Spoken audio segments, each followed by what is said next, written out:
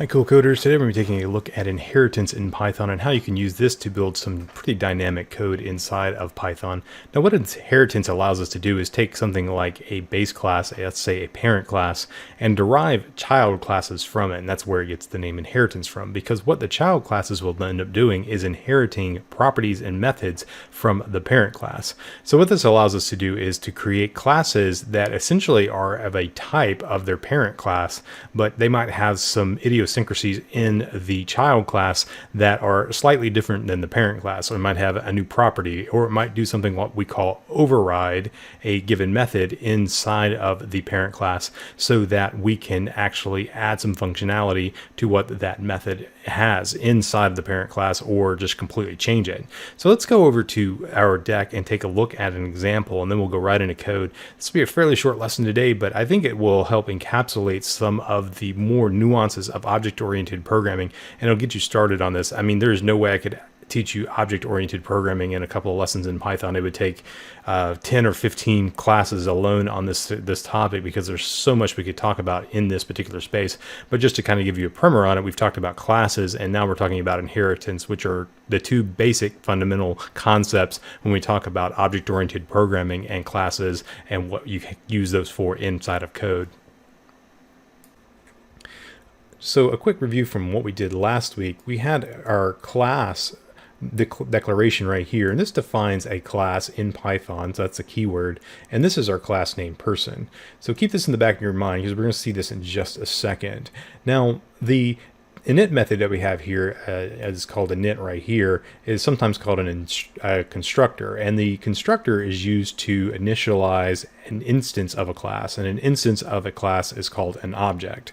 And so the object that this is instantiating is a object that is going to have two properties on it, and it's getting those from the parameters that we pass into this init method right here. So we have the name and job parameters that are referenced right here, and they get assigned to the properties on the object that we are creating right here. So self references the object, and it's just assigning the value from the parameter name into the property name right here. So that's basically what we looked at last week, is the concept of a class, how you can instantiate a class with a constructor, and then how you can take things like parameters and assign those to properties, and then you can use those in a method like greet, like we have here. So that's a basic review of what we did last week. Now what we're doing this week builds on this slightly, and it's incredibly nuanced, but at the same time it's also incredibly powerful. So basically what we're we're doing is we're taking that same idea of a class. We're taking, say, a class definition right here, and we are creating a new class. So this new class is called Coder. So I'm saying class Coder, and this one, instead of just having a colon right here, that's what that's called, a colon, I have a set of parentheses right here that I'm opening and closing. And inside of this set of parentheses, I'm passing in this person. Now, this person is a reference to this class up here. It's the name of this class right here. So what this is telling Python to do is start this particular class right here, Coder, from this class up here. So this class is inheriting from the class person. So it is taking the properties and methods from the person class and it's inheriting those. And that's why we call it inheritance. And so by virtue that I have declared it right here, I can now access the properties inside of the person class as though they were a part of my coder class. And we'll see this down here in just a second. But other than that, I still need a constructor. So I still need my init method, which is going to access the properties like this. So we still have self. We need that to reference the object that we're creating right here. And so that is the self-reference to the object. And these are the parameters I'm passing in. Name and job are just like the parent class that we saw up here. I'm still passing those in, but notice I have a new property down here. I am getting a new parameter in my init method, and this one is language. So I have this super keyword right here, and what this allows me to do is call out to some method inside of my parent class. So if I go super dot init, I'm saying go to the init method in the parent class. So it's the super class or the parent class for Coder. So it's going to call out to the init method up here. So super is referencing person. So it's simply going to call the init method right here and assign the parameters. Going to take the parameter right here, name, and pass it into the init method of person. And then it's going to take the parameter job and pass it into the parameter job up here inside of this init method. So that is what this super reference is doing right here. And then I'm just simply adding a new reference to a new property based on the language parameter right here on this line. So this is getting a new parameter that is being assigned to a new property. So this Coder object now has three properties. It has name and job, because remember what I said up here a minute ago, by virtue that this is inheriting from person, it now has access to the properties of the person class or an object. So it's essentially instantiating a person object and then adding to it by way of adding a property to it called language. So now I have three properties, not just two like I had up here on person. So now I have my greet method down here. Now notice that this greet method has the exact same signature as the greet method right here.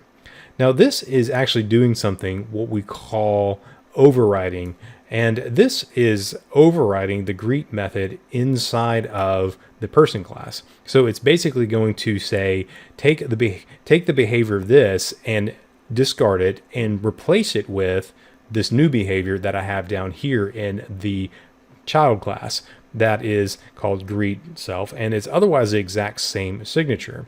And so what this is going to do is call the return method right here. It's going to call self.name and self.job. Now I didn't assign those anywhere in my init method right here.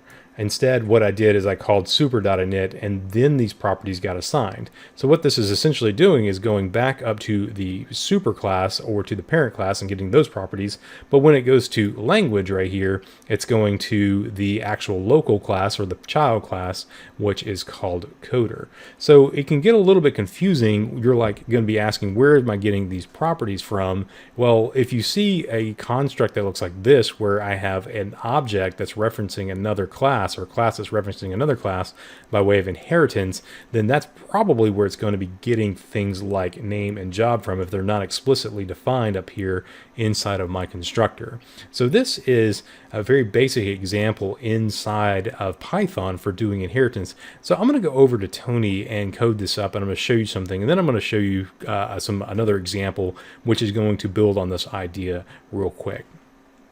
Okay, I have the person class and the coder class that we just saw on the slide, and I wanted to run this code just to show you the override nature of what this is going to do. So if I run this as is, I added 2 lines, of course, to instantiate an instance of coder and then print out greet. If I run this, we're basically going to get the return from our coder class. And that's what I would expect, because that is explicitly what I am declaring right here inside of coder. And I'm saying coder, Blaze, architect, and the language is Python. But the output for this is calling the greet method right here inside of this particular class. Now, if I comment out this code right here, I'm just going to put some comments right here to make it so that Python won't see this as code, it'll see it as a comment, and it's going to run this program again, but instead, what I'm going to get is I'm going to get the greet method from this class up here. That's because this particular method that I commented out is no longer overriding this method up here. It is simply seeing me call blaze.greet. It doesn't find a greet method in the child class, the coder class down here, and it's going up to the parent class to look for it. And it does find a greet method, and it simply uses that one instead. So this is where an instance where I'm inheriting a method from the parent class, but if I add this method back to the coder class, it's overriding the inherited method with the new one that I added right here. So that is the nature of what we call overriding inside of Python. Now, if I was to change this to person and run this, it's probably going to give me an error because it's expecting 2 parameters up here in my constructor. So I'm basically going to take this line of code right here and comment it out and comment that one out, and then remove the last parameter because I want it to be the person class up here. I'm going to run this and then call greet.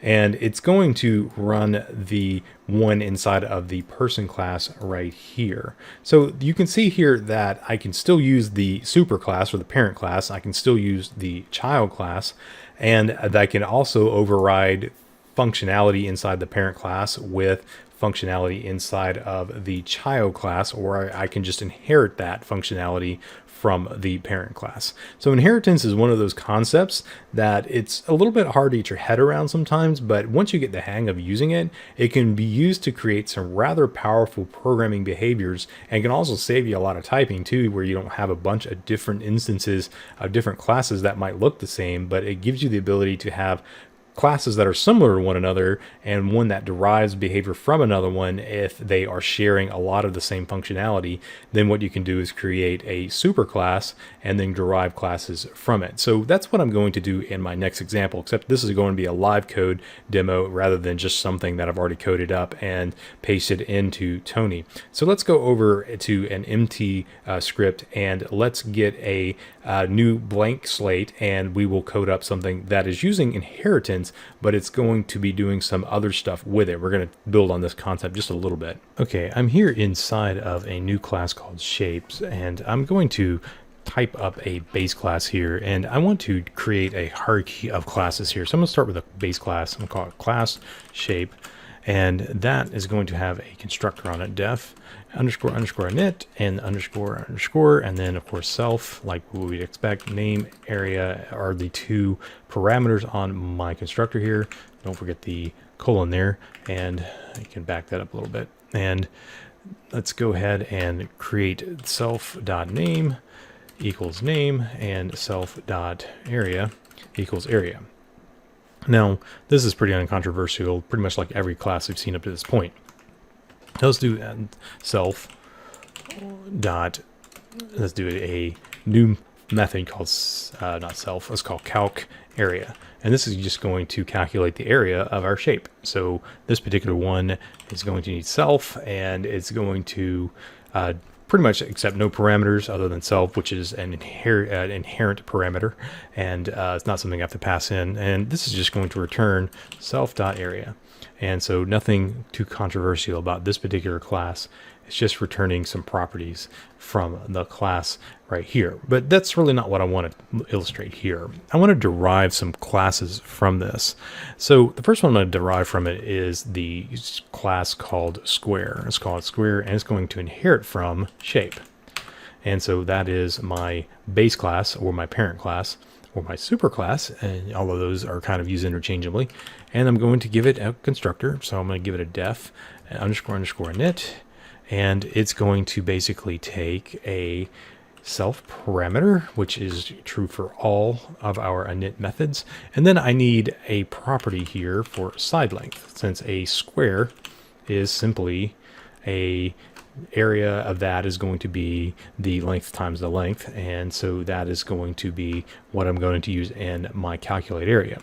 For this one though, I can simply call my super class and then call its init method and call it underscore underscore like we did in our other example. In this particular case, I'm going to just hard code in the name of my shape, square, and then I'm going to give it a area of 0. And the reason I'm doing that is because this particular class up here is expecting me to pass in a parameter of 0, but since I'm going to be calculating that from side length, I'm just simply going to pass in the 0 for the area. Instead, what I'm going to do is basically override this particular method right here, and that way I can get back the area of a square every time I call the calc area method, but this is just to satisfy the constructor up here. So sometimes you'll do things like that in code, and you can pass in a value. It might be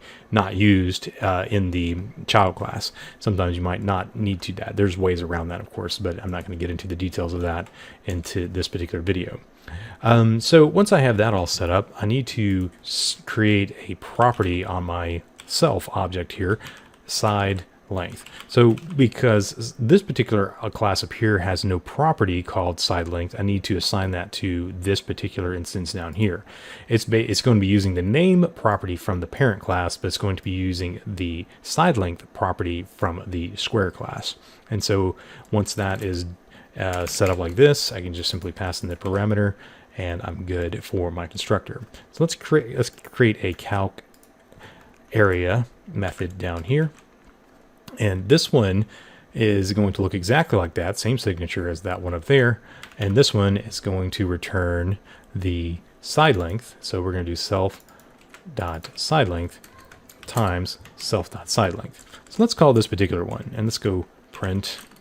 Let's create a variable first. Let's call my square equals square, and let's give it a side length of 2, and let's go print, and let's create a print method here. Let's go my square dot name plus, and let's go area, and let's go plus, and then let's give it a string to cast because I'm expecting a numeric value here, and then let's call calc area, my square dot calc area, and open and close parenthesis, and make sure everything looks nice and tidy there, and that should do exactly. And assuming there's no syntax errors here, I have a syntax error. I need a colon. I forget my colons quite a bit when I'm coding in Python because I switch between languages so much. And it says side length is not defined. Oh, I forgot self dot here. I do self dot side length. So notice what I have here. Okay, so when I do a print here, I'm getting the name property from the parent class, but I'm getting the area from the method in the child class right here. So this is actually referencing the name property that it's inherited from the parent or the superclass, and this is getting the calc area method from the parent class, from the derived class or the child class. So this is pretty much what we saw in our last example. But I want to take this a little bit further. I'm going to add it in another class here, and I'm going to call this new class circle. And this class circle is going to also inherit from shape. And this one is going to pretty much look a lot like the square class. So I'm just going to basically copy and paste the internals of this right here and paste it in. So it's basically going to look identical to it. I'm going to change the property name. So instead of side length, I'm going to use radius. And instead of side length here and here, I'm going to use radius there. And then I'm going to do self.radius and self.radius. So the area of a circle is pi r squared. So basically I'm going to multiply times pi. I'm just going to do an approximation of pi, 3.14. And this is going to return a circle object. And we can do basically what we did here. And the circle object then will have a radius, let's just say 1, and let's see, and it should behave pretty much like we saw up there. So let's call it my circle instead, and call this circle, and then paste in my circle.name and my circle.calc area, assuming I don't have any syntax errors. I forgot a colon again. I do that quite a bit. And there we have the area of my circle is 3.14 because 1 times 1 times 3.14 is 3.14. So the area of my circle is pi itself. So that is my circle class. So I have two classes here where I have derived from my shape class. So both of these are basically identical to one another, save the calc area method is a little different, but they are both deriving from that parent class. So I have two classes that are child classes that are deriving from the parent class. But I want to do something else here. I want to derive from my circle class. So this one is going to make my circle class a parent class now.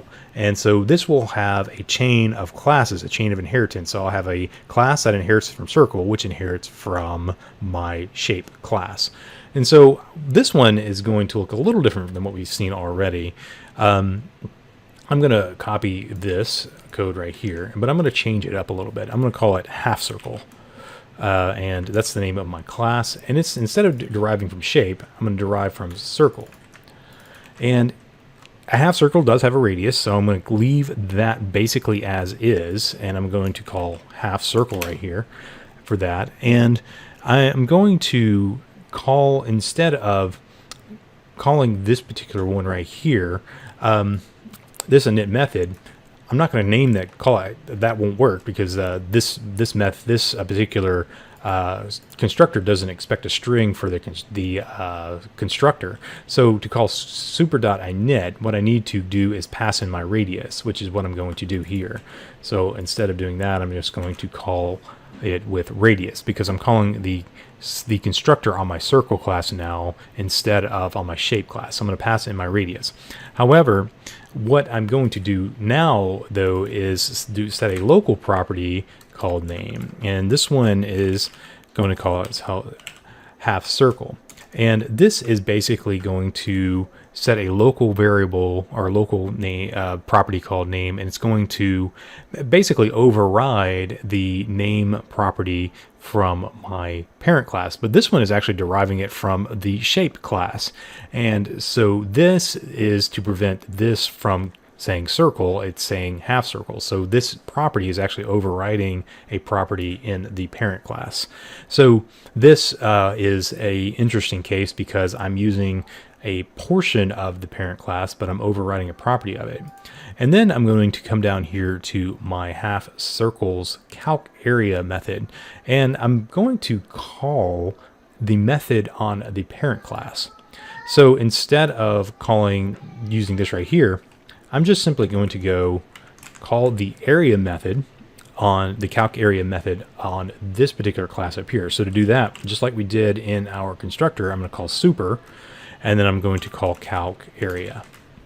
And then I'm going to call it just like that, but because this is a half circle, I'm going to multiply it times 0.5. So I should get half the area of the circle. So this is calling the circle class calc area method, then halving it. So that's the area of my half circle. So let's see what happens if I call this right here. So I'm going to call this down here. Let's call it my half circle for my object, and let's call this right here, and I'm just going to call out my half circle.name and then my half circle.calc area. And if all goes well, we should see half circle and area is equal to half circle right here, which is exactly what we have here. So Notice what we have. We have, I didn't spell circle right. I need to spell that correctly right there. And half circle. So there is half of pi, 1.57, or roughly thereof. And there is my circle implementation right there, and there's my square. Notice what this one, again, like we did here, we called up to a superclass where we calculated the area from the superclass or the parent class, but we overrode the actual name property with a local copy of the name property. In all cases, we're still doing inheritance and we're still using overriding in these examples.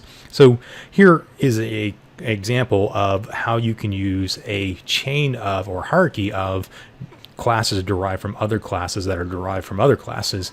And this is common in more complex code. This is of course, a trivial more example. It's more of a how-to type example. But as you mature as a coder, you will be able to use these kinds of constructs in your code, and you will be using them a lot, especially if you're dealing with complex data and you need some more dynamic type structures, or you're dealing with a lot of different kind of code that has similar behaviors and you create classes that are derived from parent classes and so on. But in any case, this is an example. I'll be posting this on the code repo, so if you want to reference it for the challenge, you're welcome to use it. So let's go over to the challenge and check that out. For this week's challenge, I want you to create a parent class and a child class. I want you to think of something that is unique, that is your own. I don't want you to just simply take what I did and copy it. I want you to take your own creativity and create a parent class. It has its own properties, it has its own methods, and then I want you to create a child class from that parent class where it has a derived properties and derived methods, and then I want you to have something in that child class that overrides something in the parent class. So I want you to basically do what we saw in our example. We saw 2 examples already, and these will be posted in the code repo right here, so you can reference those. We saw the parent class where we saw the shape, and we saw square and circle derived from that. Then we saw a parent class where we had half circle derived from circle, and we also saw the example of coder derived from the person class. And I want you to think of something that's yours and that is unique to your life or whatever it might be, and just make it interesting, and then try to think of how you might construct the classes, create the class with the properties on them, things that you might think about in your daily life. I don't know what that's going to be, so that's up to you to come up with. I just don't want you to copy what I did. And then I want you to think of a behavior that you can do inside of a method, and then of course override that method with your code and your child class, and then submit those to the website. And I'll be looking forward to those. So I don't really have an example to show you that. I'm not looking for anything particular. I'm just looking for the inheritance setup inside of your examples, like what we've seen already, but make it your own. And that's really what I'm asking for in this challenge. And of course, like always, looking forward to your challenges, and thanks for tuning in to this edition of the Cool Enough to Code lessons in Python. If you like this content, please consider liking this video, then clicking on the subscribe button to subscribe to our channel, then clicking on the bell notification icon and selecting all so that you'll get notifications when new content becomes available on our channel. You can also click on the share icon and share this video to any of your social media platforms. Sharing this helps make it more widely available for those who might be interested in coding. Also, consider following us on Twitter so you can see updates on Twitter whenever new content becomes available, as well as other announcements related to Cool Enough to Code. You can also help us out by becoming a patron on our page by going to our Patreon page at patreon.com/coolenoughToCode and then clicking on Become a Patron, and there you can find out more information about how you can support our work with Cool Enough to Code. And like always, you can check us out online at coolenoughToCode.com. There you can find a schedule of all of the upcoming lessons that we have. You can also find out more information and reach out to us online here. And you can also watch the live stream as it comes out each week on coolenoughToCode.com as well. And like always, thanks for watching this lesson on Cool Enough to Code.